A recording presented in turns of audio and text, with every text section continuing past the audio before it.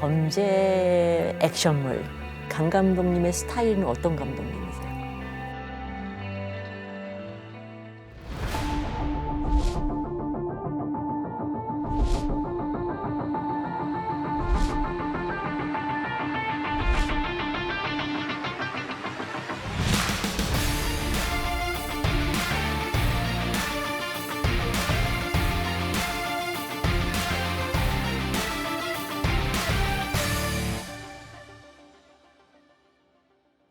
The world loves Korean movies, Korean dramas. They range from black comedies like the award-winning Parasite to thrillers like Squid Game and classic romances like Crash Landing on You. Crime action movies and dramas are also getting a strong following. Our Globus today, Kang Yoon-sung directs and writes such hits. His latest action drama, Big Bet, has just started its second season on Disney+. Today, we sit down with director Kang and hear his take on the dark world of organized crime and the thrilling world of global entertainment.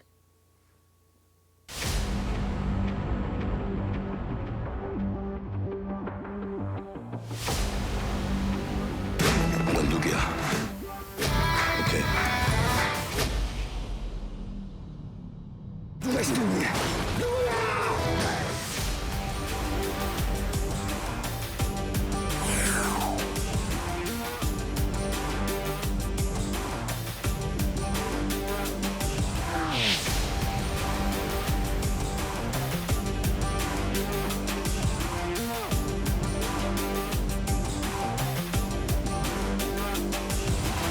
나 너 믿는 거 알지? 쓸데없는 상상하게 하지 마. All right, you guys all set? 방향성과 목표는 진짜 같은 이야기를 만들자. 그래서 정말 뿌듯한 결과물이 나오지 않았나.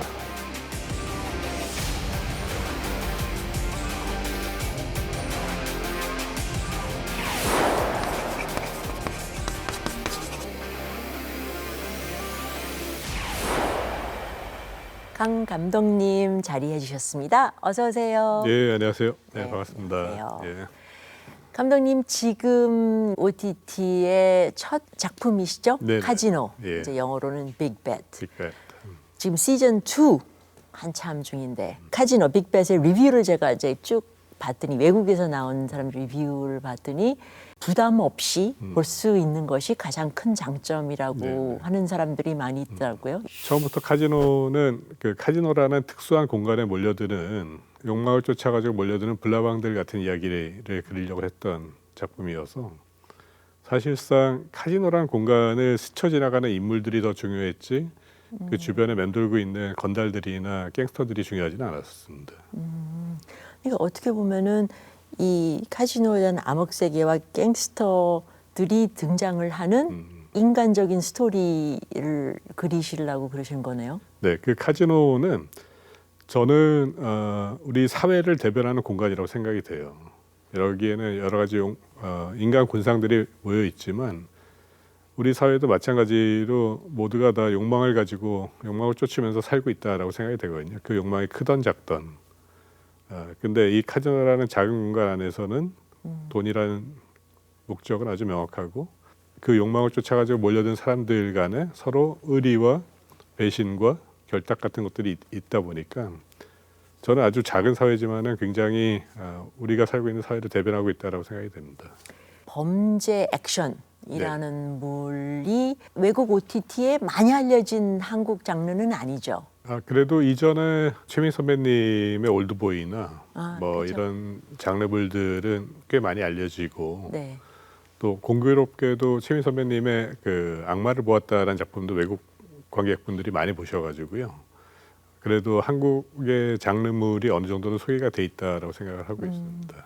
아시아권에서는 저 이제 범죄 액션이라면 홍콩 네. 르누아르를 생각하는 경우가 많은데 어떻게 보면은 이음이라고 볼 수가 있나요? 아닙니다. 좀 다른 게 저도 이제 홍콩 액션 영화들을 보고 자랐던 시대고 당시에는 홍콩에서 파격적인 액션들이 나왔었어요. 예를 들면 뭐 쌍원총 액션 같은 것부터 시작해서 존우 감독이 만들었던 여러 스타일리시한 액션들이 홍콩만의 색깔로 나왔었는데 최근 들어서는 이제 홍콩의 그런 색깔이 좀 많이 침체된 상황이고 한국 영화 드라마들이 좀 사람들한테 이제 사랑을 받고 주목을 받는 이유는 한국 감독들의 리얼리티 면이 굉장히 좋아졌다라고 생각이 됩니다. 이전에는 뭐 약간 헐리우드를 따라하던가 아니면 기존에 있던 거를 따라하는 차원이었다면은 요즘은 많은 작가 감독님들이 자료조사나 이런 것들을 많이 통해 가지고 좀 더 사실에 가깝게 이야기들을 만들거든요. 그런 것들이 굉장히 크게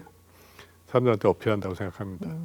그 예로 이제 감독님 그 카지노 빅뱃을 예를 들자면 액션이 이렇게 이 많아가지고 하는 그러한 작품은 아닌 것 같아요. 맞아요. 처음에는 저도 액션을 조금 많이 디자인을 하려고 했는데 막상 이제 최민희 선배님이랑 이야기를 하면서 액션 조정을 좀 했어요.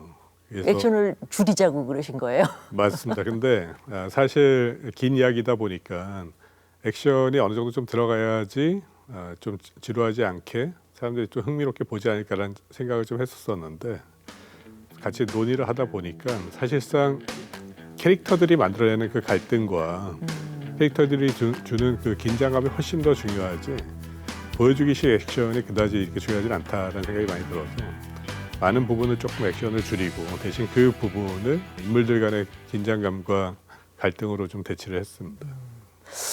그것이 훨씬 더 어려운 일일 것 같은데요. 맞아요. 그래서 사실 표현적으로도 그렇고 시나리오적으로도 사실 그런 거를 이제 작업하는 거가 훨씬 더 어려운데 막상 저희가 이제 현장에서 만들어진 부분들도 굉장히 많이 있고 저희는 운 좋게 뭐 한 3개월 정도를 이제 필리핀에 있으면서 합숙을 하다시피 했거든요. 그러다 보니까 그 각자의 캐릭터와 이야기에 대한 고민의 시간이 되게 깊어졌어요. 서로 논의하고 어떤 식으로 역할에 대해서 주고받고 할 것인가에 대한 논의들이 많아지니까 훨씬 살아있는 인물들이 되고 그들이 만들어내는 텐션이 굉장히 강하다, 진짜 같다라는 생각을 많이 하게 됐었죠.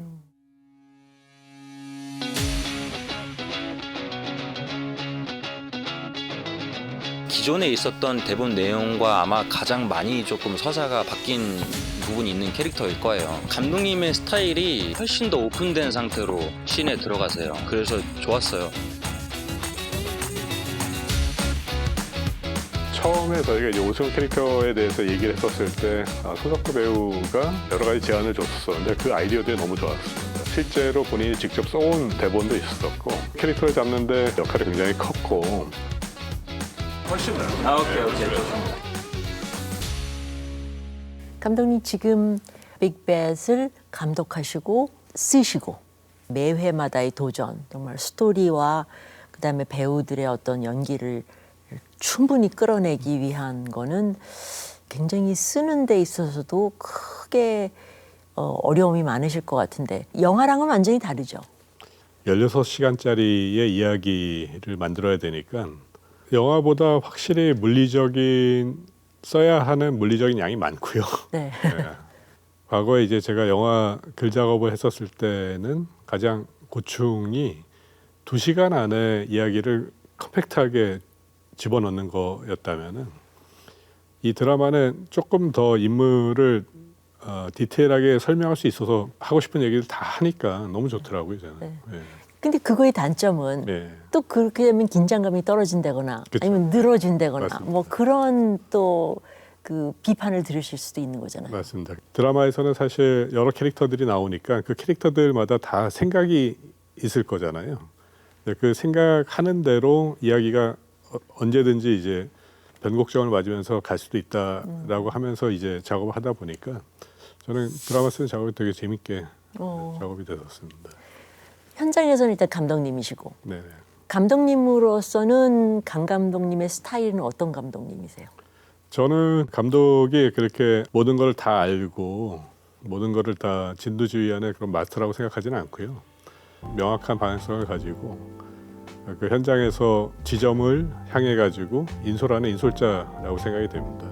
그래서 배우들, 스태프들 의견들 최대한 많이 듣습니다. 제가 좀 늦게 데뷔를 했는데 늦게 데뷔하면서 좋아진 것 중에 하나는 이야기에 대한 관이 굉장히 명확해져서 좋고 나쁨을 빨리 결정할 수 있다. 그 장면의 좋고 나쁨이요. 네네. 뿐만 아니라 여러 사람들의 의견을 받는 데 있어서도 좋은 의견과 나쁜 의견을 빨리빨리 결정할 수 있으니까 그래서 많은 사람들한테 좀 귀가 열려 있는 편이어서 저는 그런 스타일로 작업을 하는 게 좋은 작품을 만드는 데에는 도움이 되지 않을까 생각합니다. 특히 이번 작품 같은 경우는 일단 뭐 최민식 배우님처럼 어떻게 보면 외국 사람들한테 가장 잘 알려진 네네. 그 한국 배우 중에 한 분이었을 테니까 같이 컬래버레이션 하는 그런 측면이 또 많이 있으시겠네요. 맞습니다. 그 최민 선배님은 캐릭터에 대한 걱정은 저는 전혀 하지도 않았을 뿐더러 항상 최민 선배님이 하시는 걱정은 긴 이야기에 대한 고민이셨었거든요.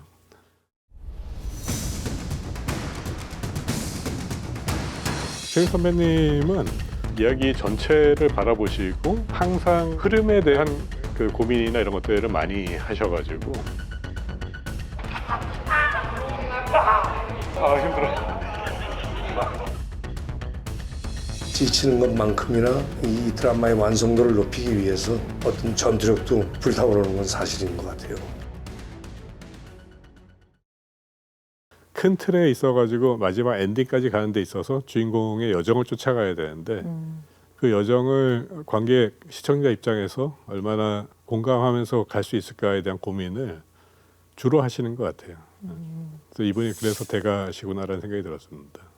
그 감독님의 지금 카지노를 예를 들자면 여태까지 나온 할리우드의 다른 그 카지노 중심으로 한 범죄 스릴러에 비해서 이것 때문에 카지노가 더 사람들이 더 볼 것이다라고 하는 그런 측면이 있다면 일단 카지노 이야기는 유니크합니다. 전 세계에 있는 사람들이 이런 식의 이야기를 보지는 않았을 겁니다. 정말 이런 세계가 존재할 것 같다라고 할 정도의 디테일이 있습니다. Jamushik, you are under arrest for the murder of Sok Jun-min. You know who I am? Just send me back to Korea. 한국 가서 다 정리할 거야. 그럼 카지노는요? 정말 저런 인물들이 존재할 것 같다라는 개성이 강한 인물들의 그런 특징이 있다 보니까 그런 면에 충분한 강점이 있고 어느 세계든 공감할 수 있는 요소들이 많이 있거든요. 특히나 이제 해외에 있는 교민 사회 같은 경우에 굉장히 더 공감을 많이 하고 있거든요. 그들도 이제 비슷한 사례들이 많이 있고 그 안에서도 또 서로 욕하고 서로 이제 뒤통수 치는 일들이 많이 있다 보니까 그런 면에서는 저는 글로벌하게 받아들여질 수 있는 이야기라고 생각이 됩니다.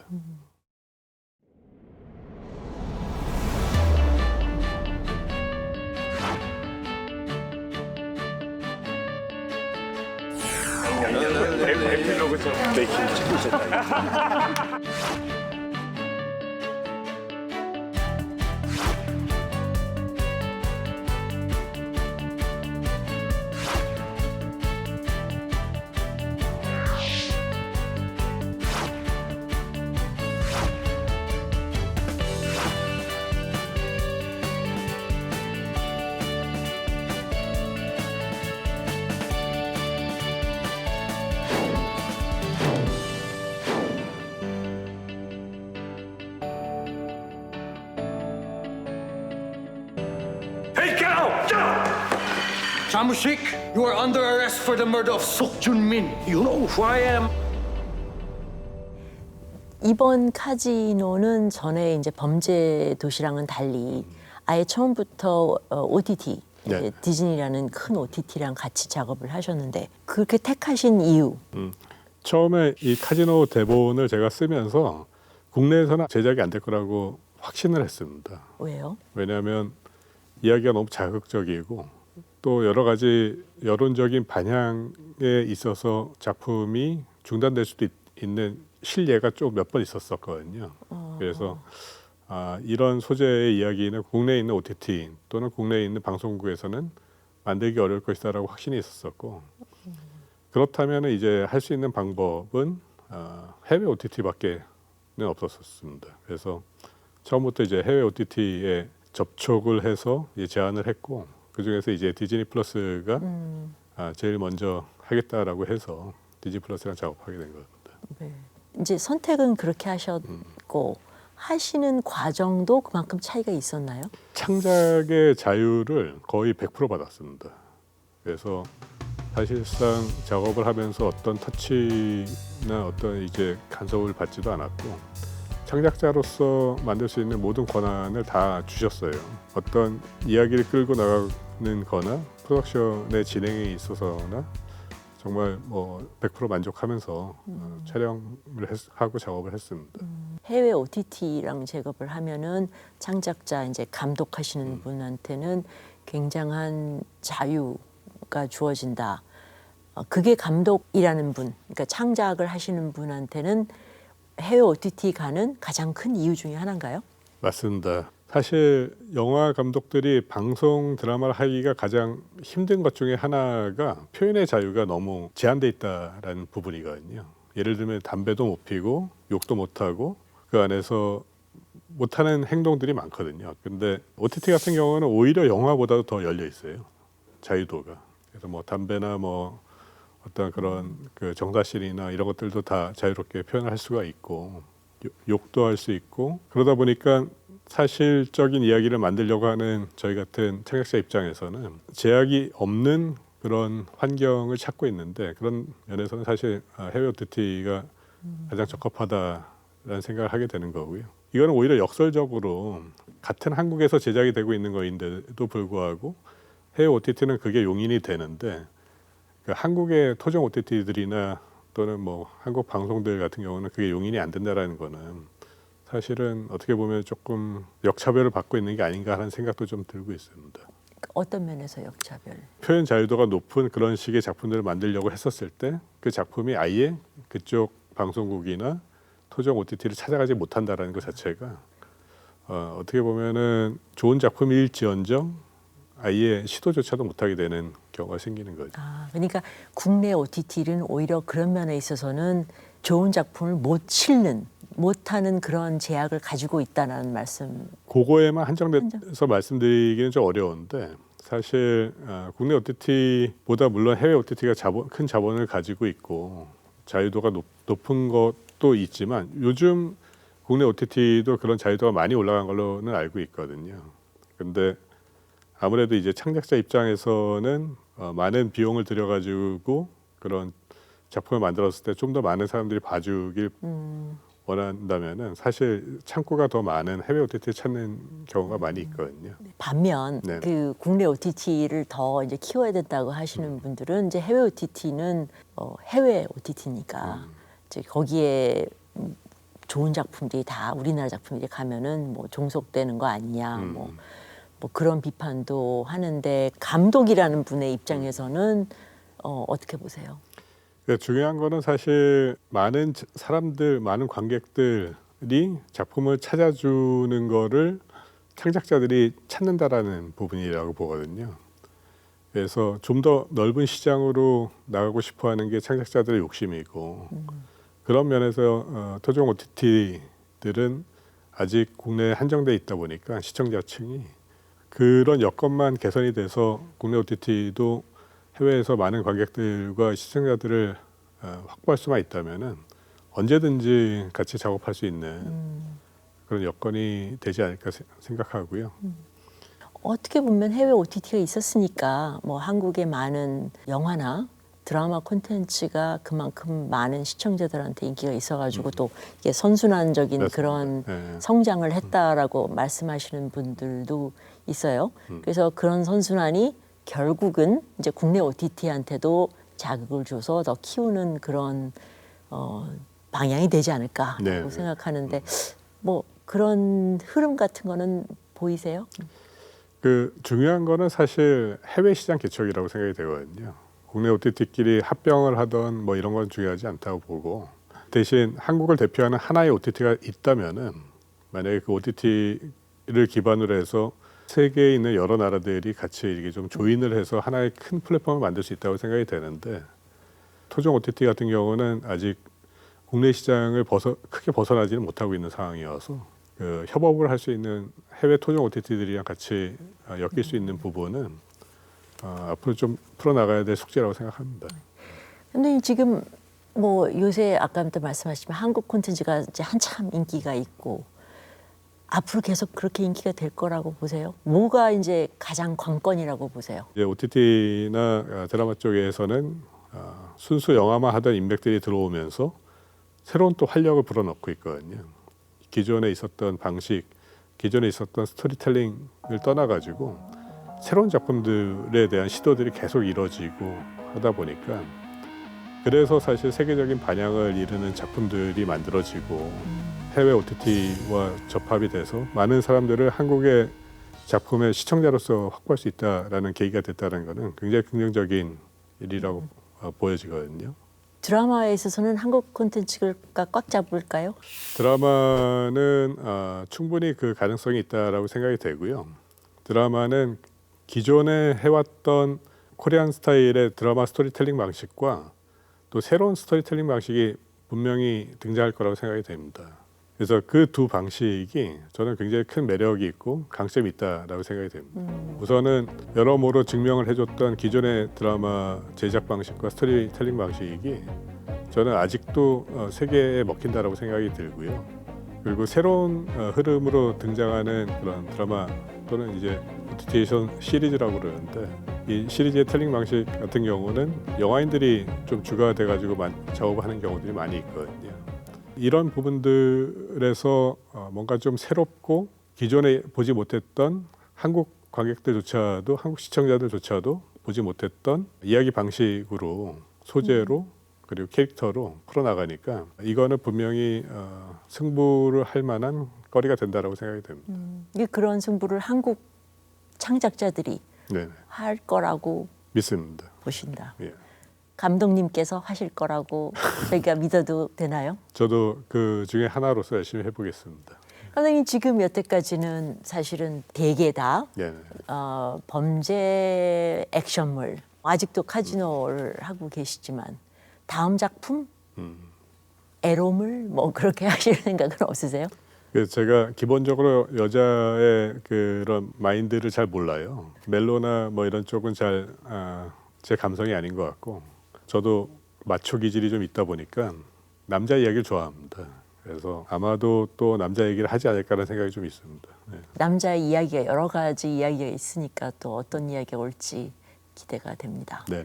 이제 좀 미래를 계속 내다본다면은 앞으로의 감독님이 20, 30년 후에 강윤성 감독님께서는 뭐 드라마나 영화계에 이런 분이었다라고 한마디로 설명을 하려고 그러면은 감독님을 어떻게 설명을 해야 될까요?